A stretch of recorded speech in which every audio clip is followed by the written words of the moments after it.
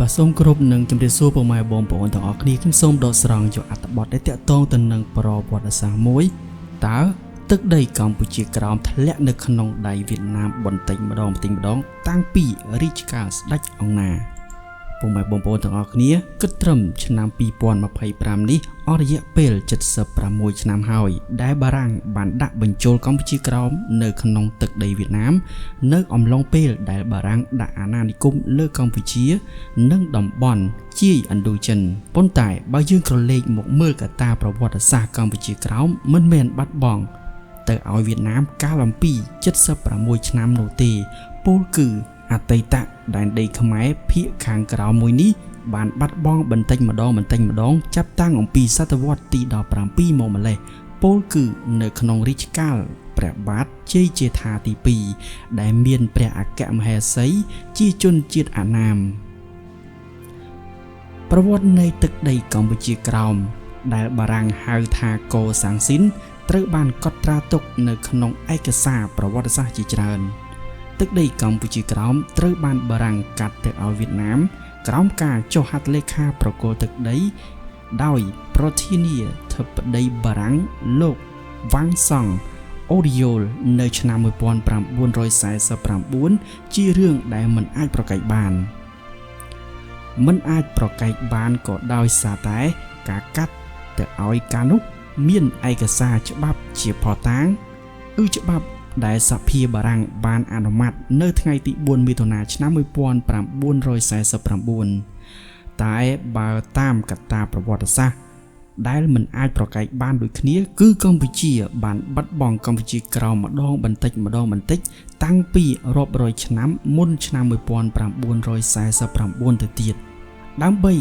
អាចយល់ការនេះបានយើងត្រូវត្រឡប់ថយក្រោយទៅរំលឹកប្រវត្តិសាស្ត្រកាលអំពីជាង300ឆ្នាំមុនបន្តិចសិនជនជាតិអាណាមបាននាំគ្នាមកតាំងទីលំនៅលើដីសណ្ដទន្លេមេគង្គកូសាំងស៊ីននេះតាំងពីដើមសតវត្សទី17មកម្លេះគ្រានោះកម្ពុជាសន្ធិដ្ឋនៅក្រោមការគ្រប់គ្រងដោយស្ដេចជ័យជេដ្ឋាទី2ព្រះអង្គមានព្រះអគ្គមហេសីជាជនជាតិអាណាមដែលមានព្រះនាមជាខ្មែរថាម្ចាស់ក្សត្រីអង្គជៅគឺជាបុត្រីទី8របស់ព្រះចៅយួនអាណាមទំនាក់ទំនងរវាងកូនប្រសាជាស្ដេចខ្មែរនិងឪពុកក្មេកជាស្ដេចយួនអាណាមនៅសម័យនោះបែបនេះហើយគឺការបើកផ្លូវឲ្យជនជាតិយួនអាណាមចូលមកតាំងទីលំនៅបន្តិចម្ដងនៅលើទឹកដីកម្ពុជាក្រោមតាំងពីពេលនោះមកជាពិសេសចូលមករស់នៅខេត្តព្រៃនគរឬព្រៃកោដែលជាទីក្រុងពាណិជ្ជកម្មដ៏ធំរបស់វៀតណាមបច្ចុប្បន្ននឹងបានបដូរទៅជាឈ្មោះថាហូជីមីងពេលវេលាចេះតែកន្លងទៅនៅក្នុងពេលដែលនគរខ្មែរធ្លាក់ចុះទន់ខ្សោយដោយសារតែមានការគៀបសង្កត់ពីសៀមដែលនៅខាងលិចនិងអាណាមដែលនៅខាងកើតផងនិងដោយសារតែចំនួនផ្ទៃក្នុងស្ដេចខ្មែរសម័យនោះដណ្ដើមរាជបល្ល័ង្កគ្នាផងនគរអាណាមក៏បានពង្រឹងការកាន់កាប់ទឹកដីកម្ពុជាក្រោមជាលក្ខណៈអចិន្ត្រៃយ៍តែម្ដងនិងចាប់ផ្ដើមតាំងខ្លួនជាម្ចាស់ស្រុកបើតាមឯកសារប្រវត្តិសាស្ត្រគិតត្រឹមឆ្នាំ1834ពោលគឺប្រហែលជា30ឆ្នាំមុនពេលដែលបារាំងចូលមកដាក់អាណានិគមនៅឥណ្ឌូចិនកម្ពុជាបានបាត់បង់ទឹកដីកម្ពុជាក្រោមស្ទើរតែទាំងស្រុងទៅហើយវិបត្តិផ្ទៃក្នុងប្រទេសកម្ពុជាក្រោយរាជកាលព្រះបាទជ័យជេដ្ឋាទី2បានអូសបន្លាយជាង200ឆ្នាំពោលគឺបានអូសបន្លាយរហូតដល់ពេលព្រះបាទអង្គឌួងដែលជាបុត្រាពៅរបស់ព្រះបាទអង្គអេងឡើងគ្រងរាជ្យនៅឆ្នាំ1840ក្នុងខណៈដែលកម្ពុជាកំពុងតែមានវិបត្តិប្រទេសសៀមនិងយួនអាណាមក៏បានឆ្លៀតឱកាសយកចំណេញពីកម្ពុជារៀងៗខ្លួនប្រទេសសៀមបានឆ្លៀតយកទឹកដីខ្មែរជាច្រើនតាមតែអាចធ្វើទៅបានចំណែកឯស្ដេចយួនអាណាមវិញបន្តបញ្ជូនពលរដ្ឋរបស់ខ្លួនមករស់នៅលើទឹកដីខ្មែរកាន់តែច្រើនឡើងគិតត្រឹមពាក់កណ្ដាលទី2នៃសតវត្សទី18ពលរដ្ឋយួនអាណាមបានមករស់នៅពាសពេញលើផ្ទៃដីកម្ពុជាក្រោមរួចទៅហើយ រហូតដល់ឆ្នាំ1845នៅពេលដែលព្រះបាទអង្គឌួងឡើងគ្រងរាជ្យនគរខ្មែរត្រូវបានបាត់បង់ឯករាជ្យស្ទើរតែទាំងស្រុងដោយត្រូវស្ថិតនៅក្រោមការត្រួតត្រារបស់នគរសៀមនិងនគរអាណាមនៅក្នុងស្ថានភាពនោះហើយដែលព្រះបាទអង្គឌួងត្រូវសៀមនិងអាណាមបង្ខំឲ្យចុះកិច្ចព្រមព្រៀងកាត់ខេត្តបែកពីយប់ទៅឲ្យសៀមនិងទទួលស្គាល់ឲ្យអាណាមបន្តកាន់កាប់ទឹកដីកម្ពុជាក្រោមតទៅទៀតចាប់តាំងពីពេលដែលចុះសន្ធិសញ្ញានោះប្រជាពលរដ្ឋខ្មែរនៅកម្ពុជាក្រោមបាននាំគ្នារត់ទៅរស់នៅនគរខ្មែរកណ្ដាលវិញដោយសារតែទទួលរងនឹងការធ្វើទុកបុកម្នេញកាន់តែខ្លាំងឡើងពីប្រជាជននិងអាជ្ញាធរអាណាមឈ្មោះភូមិឃុំស្រុកខេត្ត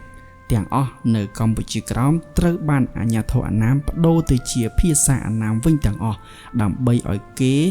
ភ្លេចឈ្មោះដើមរបស់ខ្មែរប្រវត្តិសាស្ត្របានសរសេរច្បាស់ថាពេលនោះសូម្បីតែទឹកដីខ្មែរកណ្ដាលក៏ត្រូវប្រឈមមុខនឹងការបាត់បង់ផងដែរហេតុនេះស្ដេចព្រះអង្គឌួងបានស្វះស្វែងរកជំនួយពីបារាំងដើម្បីទប់ទល់ទៅនឹងនគរសៀមនិងនគរអាណាមជាលទ្ធផលនៅឆ្នាំ1858បារាំងបានបញ្ជូនកងទ័ពឲ្យទៅវាយលុកលើនគរអាណាមរហូតដណ្ដើមយកទឹកដីកម្ពុជាក្រោមមកកាន់កាប់នៅឆ្នាំ1862មុននឹងដាក់អាណាព្យាបាលលើកម្ពុជាឆ្នាំ1863ខណៈដែលបារាំងគ្រប់គ្រងអាណាមនៅឆ្នាំ1884និងឡាវនៅឆ្នាំ1893ហើយដែលបារាំងហៅផែនដីទាំង3នេះថាជាសហភាពឥណ្ឌូចិនចំណែកកម្ពុជាក្រោមវិញនៅក្រោយពេលដែលបារាំងច្បាំងដណ្ដើមយកបានពីអាណាមនៅឆ្នាំ1862បារាំងមិនបានដាក់បញ្ចូលមកក្នុងទឹកដីកម្ពុជាវិញនោះទេតែបារាំងបានយកដែនដីកូសាំងស៊ីននេះទុកធ្វើជាកម្មសិទ្ធិផ្ទាល់ខ្លួនដោយមានលក្ខន្តិកៈជាដែនដីបារាំងនៅឯនាយសមុទ្រសរុបមកវិញបើយោងទៅលើឯកសារប្រវត្តិសាស្ត្រកម្ពុជាក្រោមគឺជាអតីតទឹកដីរបស់នគរខ្មែរមិនមែនជារបស់អាណាមតាំងពីដើមមកនោះទេក៏ប៉ុន្តែកម្ពុជាក្រោមក៏មិនមែនទើបតែត្រូវបានបាត់បង់ដោយសារបារាំង